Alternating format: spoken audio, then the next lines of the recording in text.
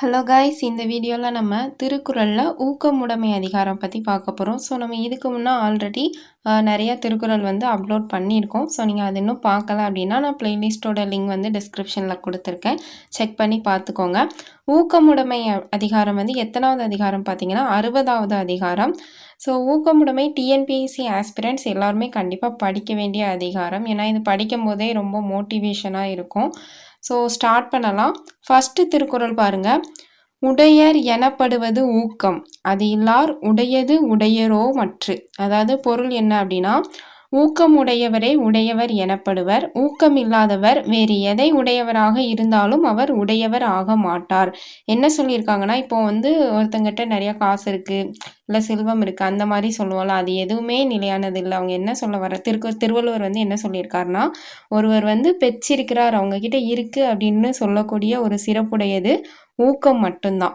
அதாவது அந்த ஊக்கம் இல்லாதவங்க வேறு எதை பெற்றிருந்தாலும் அதை உடையவர் ஆவரோ அப்படின்ற மாதிரி கேட்டிருக்காரு. குறள் பாருங்க. உடையர் எனப்படுவது ஊக்கம், அஃதில்லார் உடையது உடையரோ மற்று. ஸோ இதில் சொற்பொருள் பார்த்தீங்க அப்படின்னா, இந்த அஃதில்லார் அப்படின்றது ஊக்கம் இல்லாதவரை குறிக்கிறது, மச்சு அப்படின்றது வந்து அல்ல அந்த மாதிரி வரும். ஓகேவா. அடுத்தது பாருங்க, 2வது குறள். உள்ளம் உடைமை உடைமை பொருளுடைமை நில்லாது நீங்கிவிடும். உள்ளம் உடைமை பொருளுடைமை நில்லாது நீங்கிவிடும். அதாவது என்ன அப்படின்னா, ஊக்கம் என்னும் ஒரு பொருளை தவிர வேறு எதனையும் நிலையான உடைமை என்று கூற இயலாது.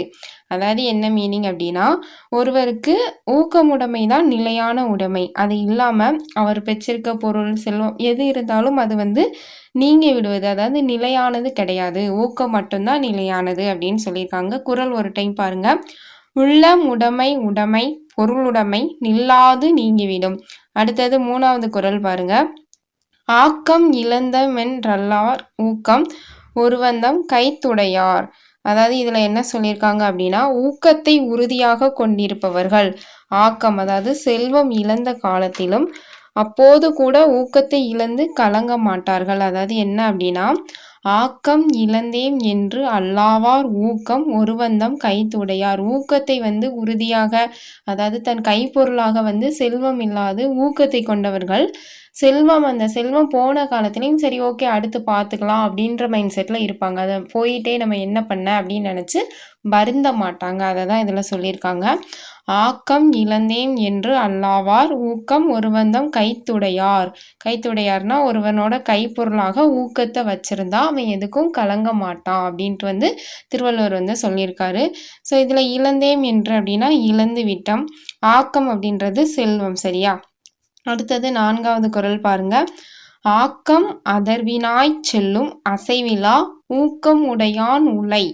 அப்படின்னா என்னன்னா, உயர்வு உறுதியான ஊக்கமுடையவர்களை தேடி கண்டுபிடித்து அவர்களிடம் போய் சேரும். அதாவது என்ன சொல்லியிருக்காங்கன்னா, நான் வந்து சோர்வு இல்லாமல் ஒரு விஷயம் வந்து எல்லாத்துக்கும் நான் மோட்டிவாக இருக்கேன், ஒரு இதை பற்றி கவலைப்படாமல் சரி ஓகே அடுத்து பார்த்துக்கலாம், ஒரு ஊக்கமுடையவனாக இருக்கேன் அப்படின்னா, ஆக்கம் அதாவது செல்வமானது அவன் உள்ள அவன் வந்து செல்வத்தை தேடி போக வேண்டாம், செல்வமே அவனை தேடி வரும் அந்த மாதிரி சொல்லியிருக்காங்க. சோர்வு இல்லாத ஊக்கம் உடையவனிடத்தில் ஆக்கமானது தானே அவன் உள்ள இடத்திற்கு வழி கேட்டு கொண்டு போய் சேரும். அதுதான் அந்த குறள். ஆக்கம் அதர்வினாய் செல்லும் அசைவிலா ஊக்கம் உடையான் உலை. ஓகேவா. இதுக்கு சொல்பொருள் பாருங்க. ஆக்கம்ன்றது செல்வம், போன குறள்ல பார்த்தோம். அசைவில்லானா அசைவில்லாத ஊக்கம். ஓகேவா.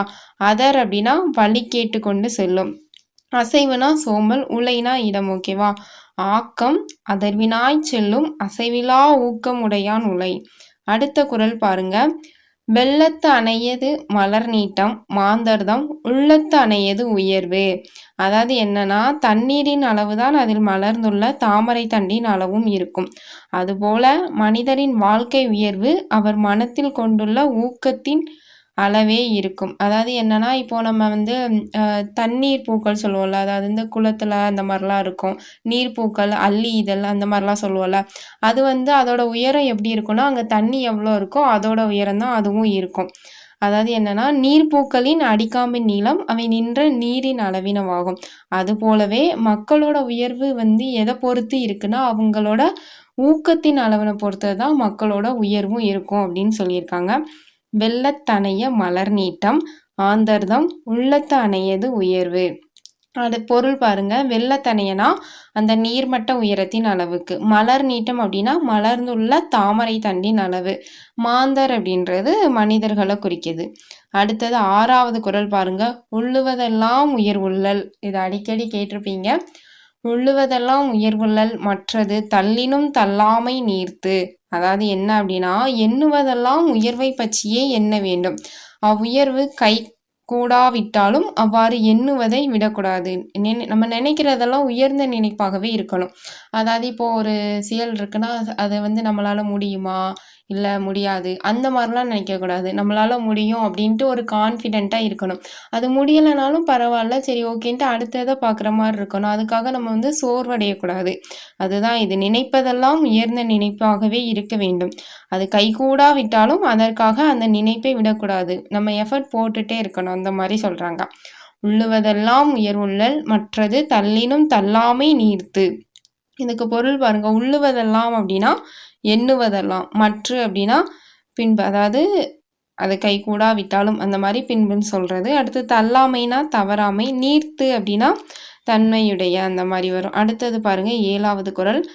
சிதைவிடத் தொல்கர் உறவோர் புதையம்பின் பட்டுப்பாடு ஊன்றும் களிறு. சிதைவிடத்து ஒல்கார் உறவோர் புதையம்பின் பட்டுப்பாடு ஊன்றும் களிறு. அதாவது என்னன்னா உடல் முழுவதும் அம்புகளால் துளைக்கப்பட்டாலும் யானை வந்து உறுதி தளராமல் இருப்பது போல ஊக்கமுடையவர்கள் அழிவே வந்தாலும் அதற்காக கவலைப்பட மாட்டார்கள். அதாவது என்ன சொல்லியிருக்காங்கன்னா, இப்போ போர்க்களத்துல யானை வந்து அதோட உடம்பு ஃபுல்லா, அந்த உடம்பே மறைக்கிற அளவுக்கு அம்பு பட்டாலும் அது வந்து தன் உறுதி தளராமல் இருக்கும். அதே மாதிரி ஊக்கமுடையவர்கள் வந்து அழிவு வந்த காலத்திலையும் தளர மாட்டார்கள், அதாவது கவலைப்பட மாட்டார்கள், அந்த மாதிரி சொல்லியிருக்காங்க. சிதைவிடத்து ஒல்கார் உறவோர் புதையம்பின் பட்டுப்பாடு ஊன்றும் களிறு. இதுக்கு சொற்பொருள் பாருங்க. களிறுனா யானை, புதைனா அம்பு, சிதைவிடத்து அப்படின்னா புண்பட்டு. அடுத்த குறள் பாருங்க. உள்ளம் இல்லாதவர் எய்தார் உலகத்து வல்லியம் என்னும் செருக்கு. உள்ளம் இல்லாதவர் எய்தார் உலகத்து வல்லியம் என்னும் செருக்கு. அதாவது என்ன அப்படின்னா ஊக்கம் இல்லாதவர்கள் இவ்வுலகில் யாம் வன்மை உடையேம் என்று தம்மை தானே எண்ணி மகிழும் மகிழ்ச்சியை அடைய மாட்டார்கள். அதாவது இப்போ நம்ம ஒரு செயல் செஞ்சுருக்கோம், அது வந்து ஒரு ஆஃபீஸில் ஒர்க் பண்ணுறோம், ஒரு நல்ல ஒரு பாராட்டு வாங்குகிறோம் அப்படின்னா நம்மளை நினச்சி நம்மளே ப்ரௌடாக ஃபீல் பண்ணுவோம்லாம். பட் இந்த ஊக்கம் இல்லாதவர்கள் வந்து தம்மைத்தானே நினைத்து பெருமை கொள்கிற மாதிரி எதுவுமே பண்ண மாட்டாங்க. அதான் அள்ளி வழங்கும் ஆர்வம் இல்லாத ஒருவர் தம்மை வள்ளல் என பெருமைப்பட்டு கொள்ள வழியே இல்லை. இது வந்து ஒரு ஓமை மாதிரி சொல்லியிருக்காங்க. இப்போ வள்ளல், இப்போ பாரி இவங்களெல்லாம் நம்ம வள்ளல் சொல்லுவோம். அவங்க எதுக்காகனா அவங்க வந்து அள்ளி அள்ளி கொடுப்பாங்க. பட் இந்த அள்ளி கொடுக்குற இயல்பே இல்லாத ஒருவர் நானும் வள்ளல் நினச்சி பெருமைப்பட்டுக்க முடியாதுல்ல. அதை தான் இந்த குறளில் சொல்லியிருக்காங்க. ஊக்கம் இல்லாதவர்கள் வந்து இவ்வுலகில் தாம் வலிமை உடையோம் அப்படின்ட்டு வன்மை உடையம் என்று தம்மை தான் எண்ணி மகிழும் மகிழ்ச்சியை ஒருபோதும் அடைய மாட்டார், அந்த மாதிரி சொல்லியிருக்காங்க. குறள் பாருங்க. உள்ளம் இல்லாதவர் எய்தார் உலகத்து வல்லியம் என்னும் செருக்கு. செருக்குனா மகிழ்ச்சி, சரியா? வல்லியம் அப்படின்னா வன்மை உடையம். அடுத்தது பாருங்க 9வது குறள். பரியது கூர்கோட்டது ஆயினும் யானை வெறுவும் புலிதா குறின் அப்படின்னு சொல்லியிருக்காங்க. அதாவது என்னன்னா உருவத்தை விட ஊக்கமே வலுவானது என்பதற்கு எடுத்துக்காட்டு என்ன அப்படின்னா கொழுத்த உடம்பும் கூர்மையான கொம்புகளும் கொண்ட யானை தன்னை தாக்க வரும் புலியை கண்டு அஞ்சி நடுங்குவது தான்.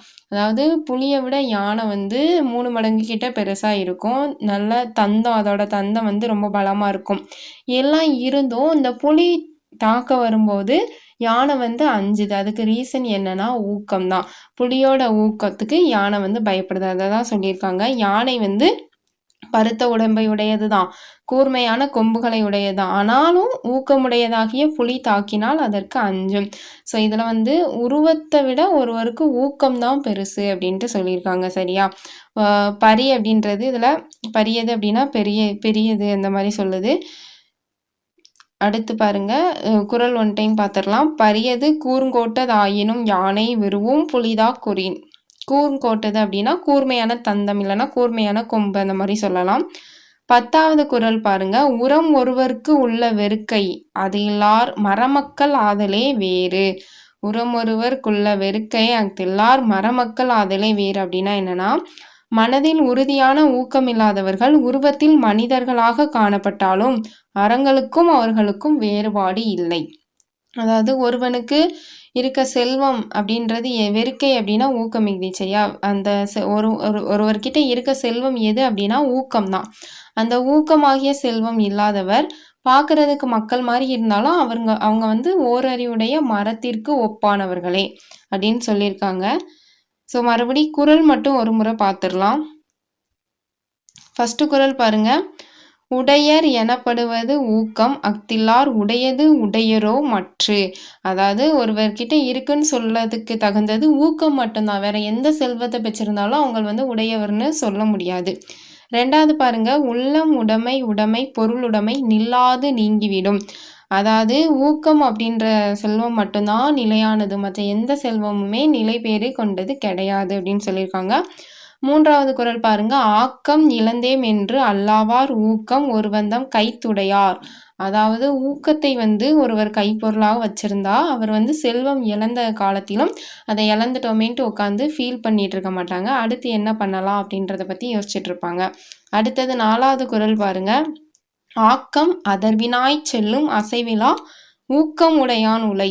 அதாவது சோர்வில்லாத ஊக்கம் உடையவனத்துல செல்வமானது வழிகேட்டு கொண்டு அவனை போய் சென்றடையும். அவன் வந்து செல்வத்தை தேடி போகணுன்ட்டு அவசியம் இல்லை.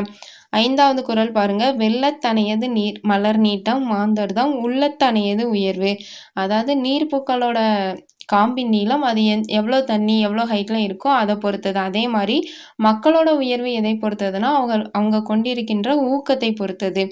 6வது திருக்குறள் பாருங்க. உள்ளுவதெல்லாம் உயர்வுள்ளல் மற்றது தள்ளினும் தள்ளாமை நீர்த்து.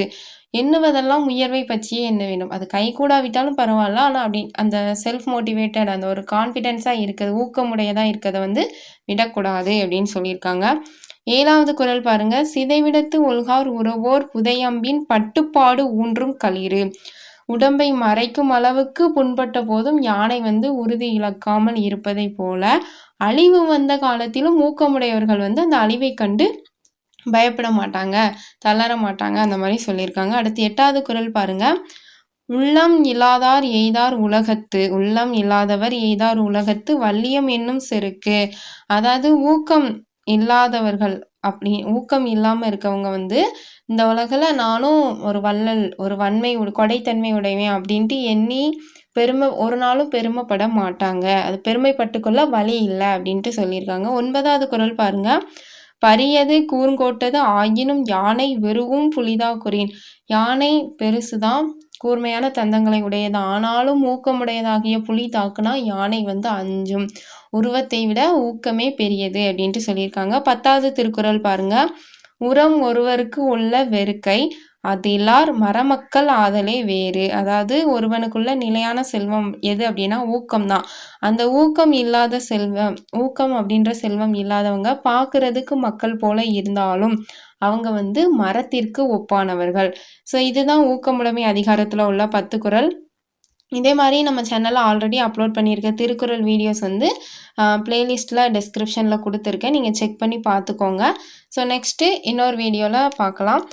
இது வரைக்கும் நீங்கள் சேனல் சப்ஸ்கிரைப் பண்ணலை அப்படின்னா சப்ஸ்கிரைப் பண்ணிக்கோங்க. டிஎன்பிஎஸ்சி ப்ரிப்பேர் பண்ணிகிட்ருக்கோம் உங்கள் ஃப்ரெண்ட்ஸுக்கு இந்த வீடியோ ஷேர் பண்ணுங்கள்.